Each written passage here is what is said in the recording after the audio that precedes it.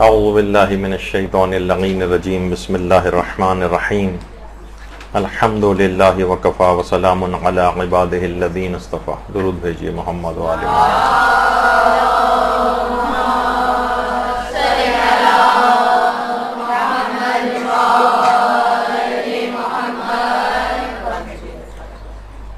کہ کیا غم امام حسین میں خاک آلود ہونا جائز ہے؟ اس کو مثلا فارسی میں اس رسم کو جو ہے وہ گل مالیدن یا گل مالی کی جو ہے وہ رسم کہا جاتا ہے. تطین جو ہے عربی میں اس کو کہا جاتا ہے. اب دیکھیے، اگر آپ دیکھیں تو ایران کے اندر اس رسم کو جس طرح سے انجام دیا جاتا ہے پاکستان میں نہیں، رائج ہی نہیں. وہاں عام عورتیں ہوں، بوڑھی عورتیں ہوں، باقاعدہ اپنے آپ کو خاک آلود کرتی ہیں، اپنے جسم کے اوپر اس انداز سے مٹی لگاتی ہیں. اور جوان بھی اگر ہیں، مثلا بہت سے وہاں پہ کھلاڑی بھی ایسے ہیں، وہ آپ کو یہ رسم ادا کرتے ہوئے نظر آئیں گے. علماء ہیں وہ اس رسم کے اندر اپنے جسم کے اوپر خاک لگاتے ہیں، اپنی پیشانی کے اوپر خاک لگاتے ہیں. یہ آیت اللہ شیخ جواد تبریزی کے بیٹے ہیں، وہ اس رسم کو جو انجام دیتے ہیں. حتیٰ کہ مراجع میں سے آیت اللہ ناصری ہیں، مجتہدین میں سے آیت اللہ ناصری خود اس مٹی لگانے کی رسم کو جو ہے انجام دیتے ہیں. اچھا، اگر آپ اس لحاظ سے دیکھیں، بہت سے مجاہدین مثلا ابو اسرائیل وغیرہ بہت سے اس طرح سے آپ کو نظر آئیں گے کہ مجاہدین بھی جو ہے اس رسم کو، بعض اوقات آج کل یہ بھی کہا جانے لگا ہے کہ یہ ہیں مدافعین، یہ تو کوئی ان رسومات کو انجام، یہ خود سب سے بڑھ کر ان تمام رسومات کو انجام دیتے ہیں، اور جب اس کا موقع آتا ہے دفاع کا تو دفاع بھی کرتے ہیں. دونوں میں کوئی منافعات اور کوئی دوری نہیں ہے آپس میں.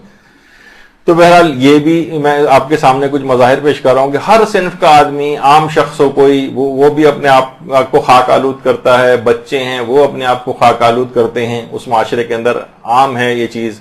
بوڑھے ہیں وہ اپنے آپ کو خاک آلود کرتے ہیں، حتیٰ کہ بچیاں یا عورتیں وہ بھی اپنے آپ کو اس طرح سے خاک آلود کرتی ہیں. اور اس کو کہا جاتا ہے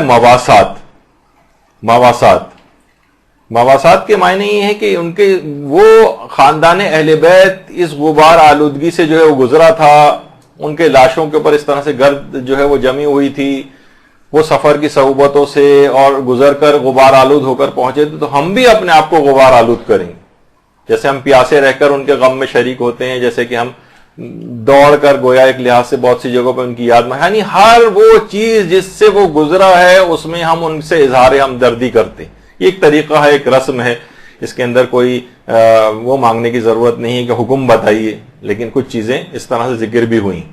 حتیٰ کہ شیعہ سنی روایات کے اندر اس بات کا تذکرہ آیا.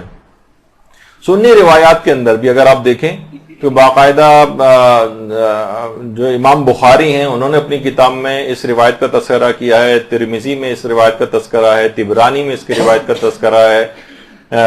جو حاکم ہیں اہل سنت کے علماء، بہت سارے اور محدثین نے اس روایت کو لکھا ہے کہ ان سلمہ انہا دخلت علی ام سلمہ رضی اللہ تعالی عنہا وہی تبکی فسألتها ما یبکیکی فقالت رأیت النبی صلی اللہ علیہ وآلہ اللہم صلی علی محمد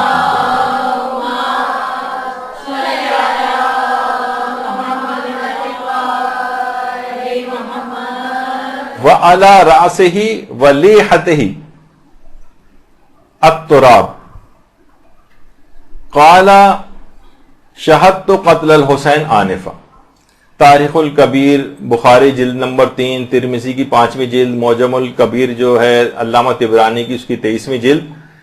باقاعدہ دیکھیے روایت کے اندر کیا حضرت ام سلمہ روایت کرتی ہیں کہ مدینے میں دوپہر کا وقت تھا، میں نماز ظہر کے بعد آرام کر رہی تھی، یعنی کسی کو خبر نہیں تھی کہ کربلا میں کیا ہو رہا. فرماتی ہیں روایت کے جملے، میں نے خواب میں دیکھا کہ حضرت نبی اکرم صلی اللہ علیہ وآلہ وسلم تشریف لائے.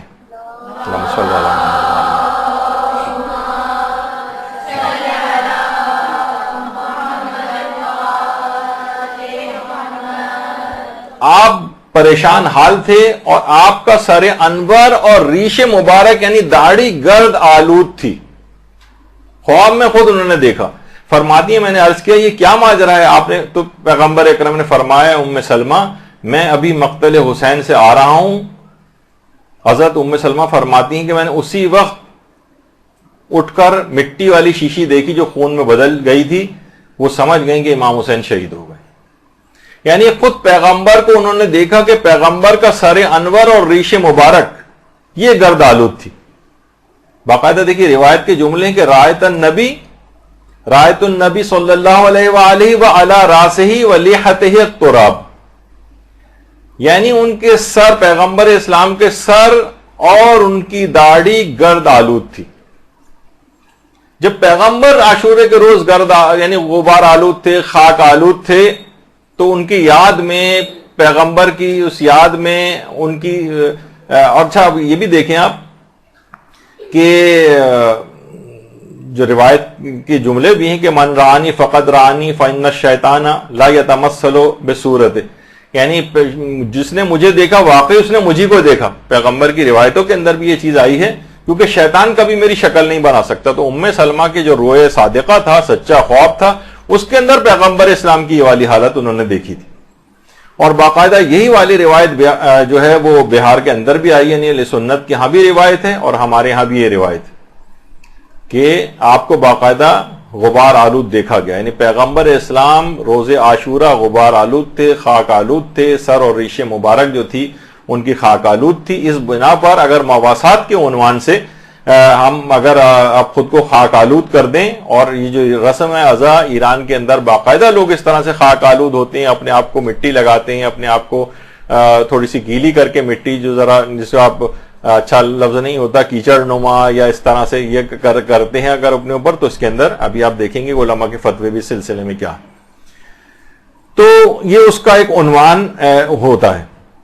اسی طریقے سے جو ابن عباس کی جو ایک روایت بھی ہے، جو کتاب تہذیب التہذیب جو علامہ ابن حجر عسقلانی کی کتاب ہے، اس کی دوسری جلد کے اندر باقاعدہ ابن عباس کی یہ روایت موجود ہے کہ اس کا ترجمہ یہی ہے کہ ابن عباس فرماتے کہ میں نے رسول اکرم کو خواب میں دیکھا کہ آپ غبار آلود ہیں. یہی والا خواب ابن عباس نے بھی دیکھا، اور عجیب کیفیت ہے، اور ہاتھ میں ان کے شیشی ہے اور اس شیشی کے اندر خون ہے. میں نے کہا کہ یا رسول اللہ یہ خون کیسا ہے؟ تو آپ نے فرمایا حسین علیہ السلام اور ان کے اصحاب کا خون ہے.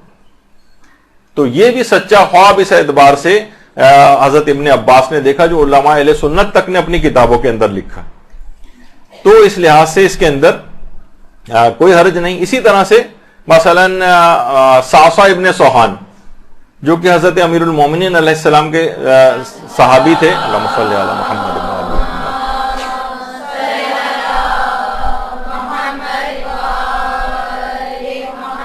اور بحرین میں باقاعدہ ایک مسجد ان کے نام سے منسوب ہے اور ایک قبر ان کے نام سے منسوب ہے، اور یہ امیر المومنین کے خاص اصحاب میں شامل تھے، اور رسول اللہ کے بھی صحابیوں میں ان کا شمار ہوتا ہے. البتہ کم سن تھے اس زمانے میں، اور رسول سے براہ راست ملاقات کی تو کوئی روایت موجود نہیں، لیکن رسول کے زمانے میں تھے، قطیف میں پیدا ہوئے تھے صعصع ابن سوحان، اور اتنے بہترین خطیب اور مقرر تھے کہ حتیٰ کہ یہ فن ان کی اولادوں کے اندر بھی منتقل ہوا تھا. حضرت صعصع ابن سوحان کی اولادیں بھی انتہائی فصیح و بلیغ خطابت کیا کرتی تھیں. بلکہ ملتا بھی ہے روایاتوں میں کہ ایک دفعہ خلیفہ ثانی جو ہے ایک دفعہ پھنس گئے تھے کسی مسئلے کے اندر، تو باقاعدہ صعصع ابن سوحان کو بلایا گیا تھا، جنہوں نے انتہائی فصیح و بلیغ اسی مسئلے کے اوپر پوری ایک تقریر کی، اور سب لوگ انگشت بدندہ رہ گئے. اتنی بہترین تقریر کر کے انہوں نے اس مسئلے کو سلجھایا. تو ایسا تھا، ایسی یہ تقریر کرتے تھے کہ لوگ باقاعدہ، دیکھیں آپ لوگوں کو بھی ذاکری اور خطابت سکھانے کی یہاں پر کلاسز چل رہی ہیں، باقاعدہ لوگ صعصع ابن سوحان سے خطابت اور فن تقریر سیکھنے کے لیے آیا کرتے تھے. اور بہت سی کچھ روایت میں تو یہ بات بھی آئی ہے کہ آئمہ بعض اوقات فرمائش کرتے تھے صعصع سے کہ تم کچھ خطاب کرو، ہم سننا چاہتے ہیں. اتنی کوئی ہوتا ہے نا کہ بچہ کوئی اچھی ظاہر ہے آئمہ کے سامنے تقریر کرنا کتنا ایک مشکل ترین امر ہوگا ان کے لیے، لیکن آئمہ کی فرمائش کے اوپر صعصع تقریر کیا کرتے تھے. تو پھر روایت میں ملتا بھی ہے کہ مغیرہ نے حکم دیا تھا، بلکہ معاویہ کے حکم کے اوپر ان کو بحرین جلا وطن کیا گیا تھا. ایک روایت کے مطابق ان کا وہیں انتقال ہوا اور اس کے بعد وہیں دفن ہوئے. کچھ کہتے ہیں کہ ان کی قبر عسکر کا ایک علاقہ ہے وہاں پر بھی. تو بہرحال علماء اہل سنت نے بھی ان کو ایک ثقہ راوی کے طور پر سمجھتے ہیں. اچھا، خود صعصع جو ہیں ابھی میں بہرحال جو ان سے روایت ہے وہ تو آپ کے سامنے بیان کروں گا. پہلے ایک چیز اور آپ کے سامنے ذکر کر دی جائے. یہ مقام ہے صعصع ابن سوحان کا, بیچ میں ایک بات آ گئی تو سوچا کہ یہ بھی بات بتا. ان کی قبر پہ کئی حملے ہو چکی ہیں ہمارے آنکھوں کے سامنے. بحرین میں صعصع کی قبر کے اوپر متعدد دفعہ 4 مرتبہ تو باقاعدہ ان کی قبر پہ حملہ ہوا ہے. 2003 میں حملہ ہوا, پھر اس کے بعد 2007 میں ان کی قبر کے اوپر حملہ ہوا, پھر 2012 میں ہوا, 2013 میں ہوا. اور جب وہ مسجد ان کی ہوتی, ایسی دشمنی ان کی امیر المومنین کے حوالے سے اب بھی لوگوں کے دلوں کے اندر پائی جاتی ہے کہ صعصع کی قبر پر بھی آج تک حملے ہوتے ہیں. یعنی ان پچھلے سالوں ہی کے اندر 4 دفعہ باقاعدہ حملے ہوئے اور توڑ پھوڑ ہوئی ہے. باقاعدہ ان کی قبر کی بے حرمتی کی گئی ہے, ان کی جگہوں کو توڑا گیا. اچھا, اب روایت میں جو جملے ہیں وہ آپ کو بتانے کہ صعصع جو ہیں, دیکھیے روایتوں میں ملتا ہے کہ حضرت امیر المومنین علیہ السلام جب شہید کر دیے گئے, درود بھیجیے نا محمد علیہ وسلم,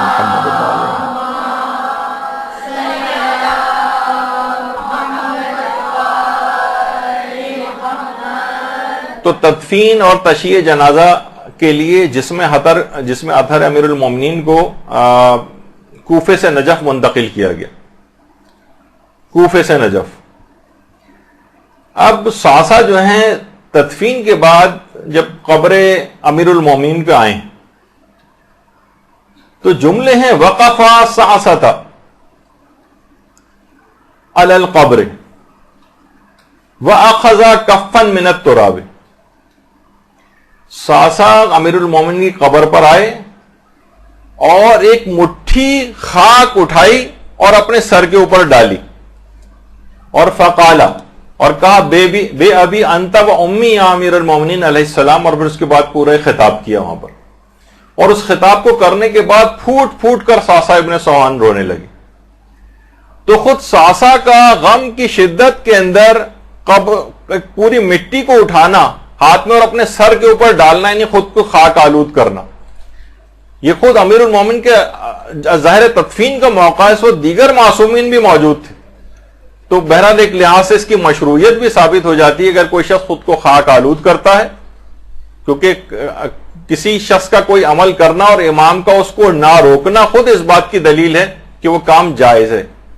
تو اس کے اوپر بھی آج کل اعتراضات, آپ فتاوے بھی اگر اٹھا کر دیکھیں تو لوگ سوال اس طرح سے کرتے ہیں, کیا یہ توہین نہیں ہے کہ انسان اس طرح سے اپنے آپ کو مٹی لگا رہا ہے, غیر لوگ دیکھیے کیا کہیں گے کہ یہ جناب یہ کیا کر رہا ہے, یہ کس طرح سے اپنے آپ کو, وہاں مذہب کی توہین ہو رہی ہے اس کے اندر, اور جو ہے وہ یعنی لوگ اس طرح سے خود سے ایک اپنی تشخیص موضوع کو لوگوں کے اوپر جو ہے وہ کرتے ہیں اور ان کو مجبور کرتے ہیں کہ انہی کی بات اس سلسلے میں مانی جائے, جبکہ اس کے مظاہر حزن و غم کے اس انداز سے جو ہے وہ نظر آتے ہیں. تو اچھا, اسی طرح سے باقاعدہ لحوف جو ابن طاؤس کا جو مقتل ہے اس کے اندر خاص طور پر یہ بات لکھی ہے کہ جب حضرت زینب سلام اللہ علیہ نے اہل کوفہ سے خطاب کیا,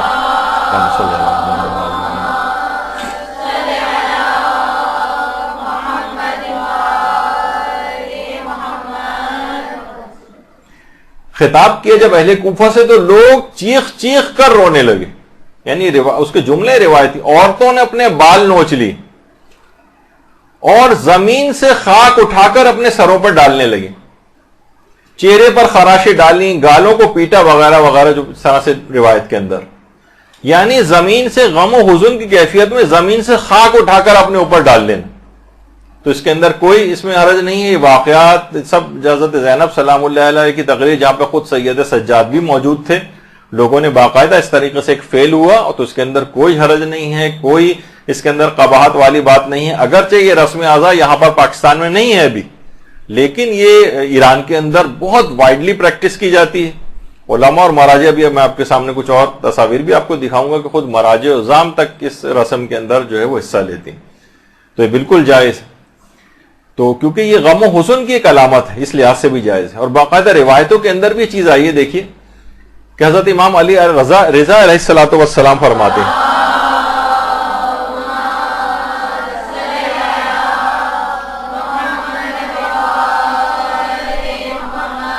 کہ جو شخص بھی امام حسین کی زیارت کرتا ہے گویا وہ ایک حج اور ایک عمرہ بجا لایا ہے. راوی کہتے ہیں میں نے عرض کیا کہ کیا اس سے حج واجب ساقط ہو جائے گا؟ امام نے فرمایا نہیں، اس سے مراد ہے کہ یہ زیارت ضعیف لوگوں کا حج شمار ہوگی تاکہ وہ قوت حاصل کریں اور خانہ کعبہ کا حج بجا لائیں. کیا تمہیں علم نہیں ہے کہ 70,000 فرشتے ہر روز بیت اللہ خانہ کعبہ کا طواف کرتے ہیں یہاں تک کہ رات چھا جاتی ہے، اور جب رات ہو جاتی ہے تو فرشتے آسمانوں کی طرف پرواز کر جاتے ہیں اور دوسرے فرشتے نازل ہوتے ہیں اور صبح تک وہ بیت اللہ کا طواف کرتے ہیں.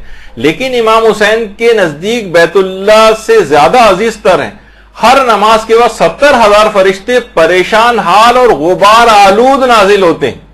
ان فرشتوں کے بھی مٹی لگی ہوتی ہے اور وہ ان کی قبر مطہر کا طواف کرتے ہیں، پھر دوبارہ قیامت تک ان کی باری نہیں آتی. کامل الزیارات میں ابن قولابی نے ایک روایت لکھی کہ فرشتے تک اس میں غبار آلود ہوتے ہیں. تو اس کے اوپر اعتراض کیا جائے، اس رسم کو جو برا بھلا کہا جائے اور اس کو جو ہے وہ مذہب کی توہین سمجھا جائے اور اس کو جو ہے بیوقوف لوگوں کا طریقہ کار قرار دیا جائے، یعنی کتنی کہ پیغمبر اکرم خاک آلود تھے اور فرشتے خاک آلود تھے اور اپنے سروں کے اوپر مومنین نے جو ہے وہ اس انداز سے خاک ڈالی، حتیٰ کہ سواسا ابن سوہان ائمہ معصومین کے سامنے اس طریقہ کار کو کیا ہے. تو آپ خود سوچ سکتی ہیں کہ اس عمل کے اندر وہ کیسی جواز اور مشروعیت پائی جاتی ہے. اور خود اس کے بعد جو آداب ہیں ظاہر کے، اگر وہ بھی آپ دیکھیں کتابوں کے اندر تو اس میں بھی یہی ہے کہ ایک روایت میں امام صادق فرماتے ہیں کہ امام حسین کی زیارت حزن و ملال اور غم اندوہ کی کیفیت میں بکھرے ہوئے بالوں، غبار آلودہ جسم اور بھوک اور پیاس کی حالت میں کرو، اس لیے کہ جب امام حسین شہید ہوئے تو وہ اسی حالت میں تھے. یعنی حکم ہے کہ ظاہر اسی غبار حالت میں آ کر جو ہے وہ زیارت کرے، بھوک و پیاس کی حالت میں آ کر زیارت کرے، یعنی آداب میں اس کی چیز شمار کی گئی. تو غبار آلود ہونا، اس کو کوئی آج کل بہت ہی نظیف اور اس طرح سے لوگ ہونے لگے ہیں کہ صاف ستھرے بالکل کوئی گرد و غبار نہ ہو، گویا سارا دین سمٹ کے اس چیز کے اندر آ گیا کہ یہاں پر لیکن یہ غبار آلود ہونا مطلوب ہے غم امام حسین. اور باقاعدہ روایت میں یہ بھی ہے کہ روایت میں امام صادق کی خدمت میں راوی حاضر تھا، انہوں نے پوچھا، وہیں پر حضرت امیر المومنین کا تذکرہ ہوا کہ جو شخص امیر المومنین کی زیارت کرتا ہے اسے کتنا ثواب ملتا ہے؟ تو امام نے فرمایا جو بھی میرے جد کے حق کی معرفت کے ساتھ زیارت کرے گا اللہ اس کے ہر قدم کے بدلے مقبول حج اور مبرور عمرے کا ثواب عطا کرے گا، یعنی مقبول شدہ. خدا کی قسم اللہ اس قدم کو جہنم کا لقمہ نہیں بنائے گا جو حضرت امیر کی زیارت کے لیے پیدل یا سواری پر غبار آلود ہوا ہو. اور فرمایا کہ اس حدیث کو سونے کے پانی سے لکھ لو. یعنی غبار آلود ہونا، یعنی ظاہر بھی اگر ہے تو وہ غبار آلود ہونا اس کا پسند کیا گیا ہے. تو غم امام حسین میں اس لحاظ سے اس کے اندر کوئی پریشانی والی بات نہیں ہے جس اعتبار سے لوگوں نے اس کو سمجھا ہوا ہے. جیسے کہ ایک اور روایت میں کہ امام صادق نے فرمایا کہ خدا نے اللہم صلی علی محمد و علی محمد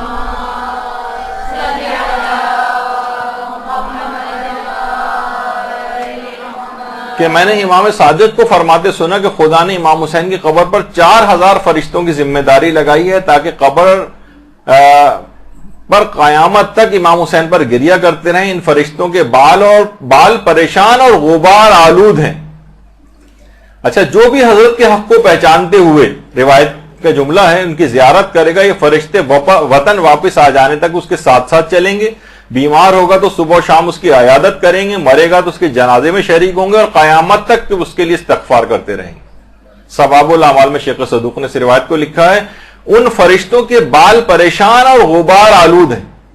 آپ کوئی کہیں کہ جناب واقعہ تو کربلا ہو چکا، اس زمانے کی بات تھی، بہت سے لوگ کہتے ہیں اس زمانے کی حد تک بات صحیح تھی لیکن اب تو ہو چکا. یہ فرشتے اب تک غبار آلود کیوں ہوتے ہیں؟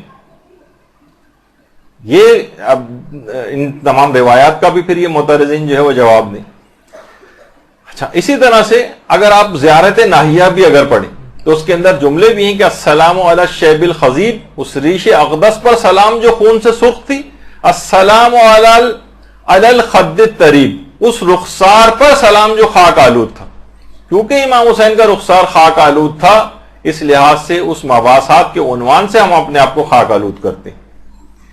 تو یہ روایات اس طرح سے ہیں اور وہ جیسے کہ ابھی آپ نے ابھی سنا روایت کے اندر بھی جملہ تھے کہ امام صادق نے فرمایا کہ امام کی زیارت حزن و ملال غم اندوہ کی کیفیت میں بکھرے ہوئے بالوں اور غبار آلود جسم اور بھوک پیاس کی حالت میں کرو کہ امام حسین اسی حالت میں شہید ہوئے تھے. تو اس کے اندر بھی اگر آپ دیکھیں تو یہ چیزیں ملتی ہیں روایات میں. تو لہٰذا دیکھیے اب اگر کوئی لوگ ہیں ایران میں باقاعدہ پورے کا پورا مجمع اس انداز سے اپنے آپ کو خاک آلود کر کے، یہ رسم ازا وہاں پر رائج ہے، اب بتائیے وہ پھر آفاقیت کہاں گئی؟ ان سب کو بھی منع کر دینا چاہیے تھا جو مجتہدین ایران ہے کہ بھائی یہ رسم نہ پاکستان میں ہوتی ہے نہ انڈیا میں کسی جگہ پر ہوتی ہے، اور رسم کو وہ ہونا چاہیے اور باقاعدہ جو ہے نا حکم آنا چاہیے کسی واضح حدیث کے اندر. ٹھیک ہے ان روایات کے اندر یہ چیزیں تو مل رہی ہیں، لیکن واضح الگ سے حکم کے تمام عزاداروں کو ایک کام انجام دینا چاہیے، ایسا کوئی حکم دکھایا جائے تو ایسا بھی کوئی حکم اس لحاظ سے موجود نہیں ہے. لیکن بہرحال یہ اس مواسات کے عنوان سے اپنے آپ کو خاک آلود کرتے ہیں. حتیٰ کہ علماء جیسے کہ میں نے ابھی مثال دی تھی آیت اللہ ناصری، وہ جو ہے اپنے آپ کو وہ خاک آلود کرتے ہیں. اور اسی طرح سے آیت اللہ سید محمد صادق روحانی مرجع تقلید ہیں، لیکن اپنے دیکھا کہ پیشانی کے اوپر انہوں نے اس انداز سے ایک علامتی طور پر اپنے آپ کو خاک آلود کیا ہوا. ایک سمبولزم ہے، ایک اظہار حزن اور ملال کا ایک طریقہ ہے، ایک رسم ہے وہاں پر، اس میں خود مراجع بھی جس کو انجام دیتے ہیں پیشانی پر. آیت اللہ سید محمد تقی طباطبائی قومی یعنی خود مرجع تقلید اتنے بڑے مراجع میں شمار اپنے پورے امامے کے اوپر جو اس طرح سے مٹی لگائی ہوتی تھی، اپنے پورے جسم اور لباس کے اوپر اس طرح سے مٹی لگائی ہوتی تھی روز عاشورہ. تو علماء کا ایک طریقہ ہے. باقاعدہ کچھ روایت جو حکایتیں ہیں اور واقعات علماء اس میں کہ آیت اللہ ابو الحسن اصفہانی بھی اپنے امامے کے اوپر اس انداز سے مٹی لگا کر اور روز عاشورہ مجالس کے اندر آیا کرتے تھے، روز عاشورہ. اسی طریقے سے مثلا آیت اللہ مہدی امامی باقاعدہ ان کی آپ تصویریں دیکھیں اپنے امامے پر، اپنے چہرے کے اوپر، اپنی داڑھی کے اوپر اس طرح سے باقاعدہ اس کو خاک آلود کر کے. یہ رسم اعظم وہی میں نے کہا کہ یہاں پر نہیں ہے لیکن ایران کے اندر اس انداز سے منائی جاتی ہے. اسی طریقے سے امام خمینی کے متعلق ملتا ہے جو کتاب لکھی گئی ہے قباسات من سیرت الامام الخمینی، اس کے صفحہ 41 کے اوپر یہ بات ہے کہ قوم کے مدرسہ فیضیہ میں روز عاشورہ امام خمینی 1383 ہجری قمری میں ذکر مصائب سید الشہداء کے لیے آئے تو امامے کی ان کی گرہیں کھلی ہوئی تھی اور اس پر مٹی لگائی ہوئی تھی، مٹی موجود تھی اس کے اوپر. وہ اظہار غم و حزن کے طور پر ایک مناسبت سے ایک علامت کے طور پر جو ہے امام خمینی نے بھی ایسا کیا ہوا تھا. باقاعدہ کتابوں کے واقعات ملتے ہیں.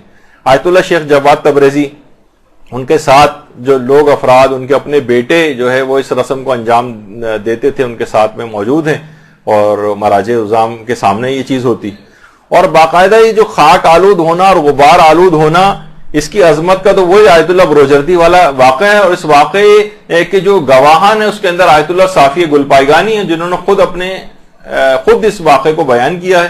اس کے علاوہ آیت اللہ شبیری زنجانی ہیں، انہوں نے بھی اس واقعے کو اپنے ایک فتوے کے اندر بھی بیان کیا کہ آیت اللہ خود بروجردی فرماتے ہیں کہ ایک دفعہ شدید میری آنکھیں دکھنے کو آ گئی تھیں، شدید، اور آنکھوں سے نظر ابھی آنا جو ہے وہ بند ہو گیا تھا آنکھوں کی، اور شدید تکلیف آنکھوں کے اندر ہو گئی تھی.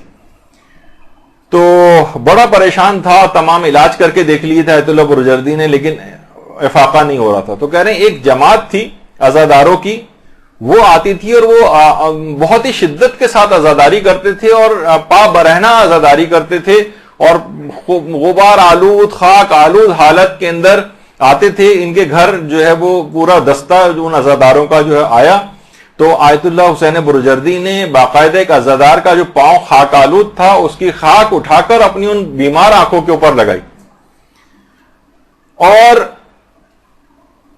فرماتے ہیں کہ بطور تبرک جب میں نے اپنی آنکھوں پر اس خاک کو لگایا تو وہ دن ہے اور اس کے بعد آج تک کا دن ہے. فرماتے ہیں ایسی شفا یابی مجھے نصیب ہوئی ہے کہ پھر اس کے بعد علماء بھی فرماتے ہیں کہ مرتے دم تک آیت اللہ بروجردی کو کبھی چشمہ لگانے کی بھی ضرورت پیش نہیں آئی.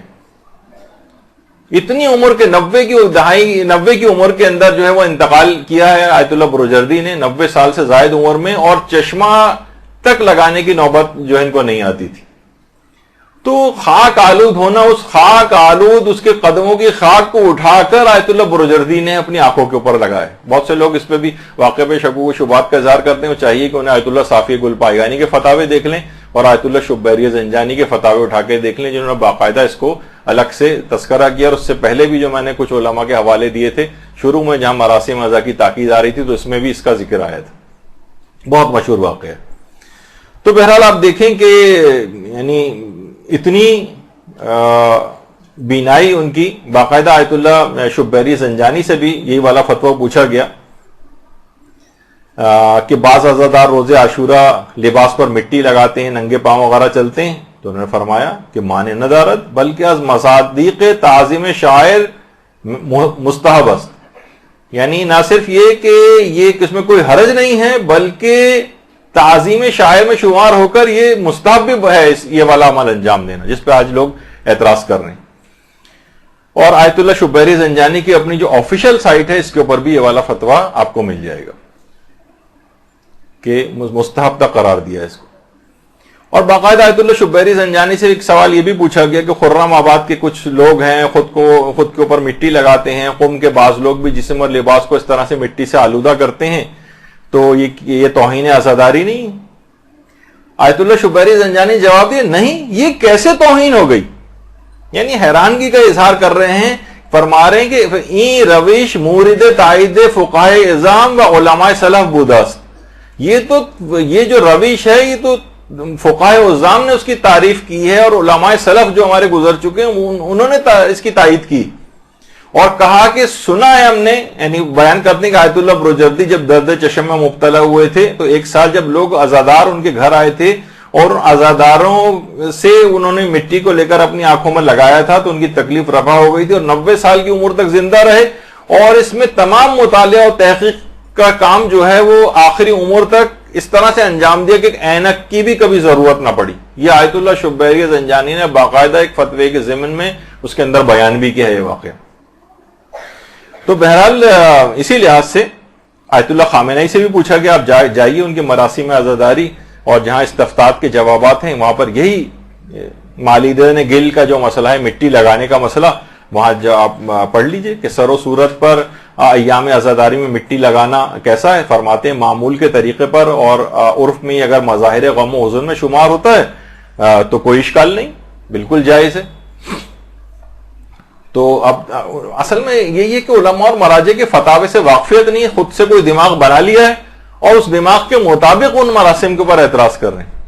نہ اس کی متعلق کوئی معلومات حاصل کرتے ہیں، نہ مراجع کے فتاوے دیکھتے ہیں، نہ اس کی کوئی جو اس کے دلائل یا چیزیں جو ہیں علماء نے بیان کی ہیں نہ اس کی طرف نگاہ ہوتی ہے، اور بس صرف زبان اعتراض دراز ہو جاتی ہے ہمارے.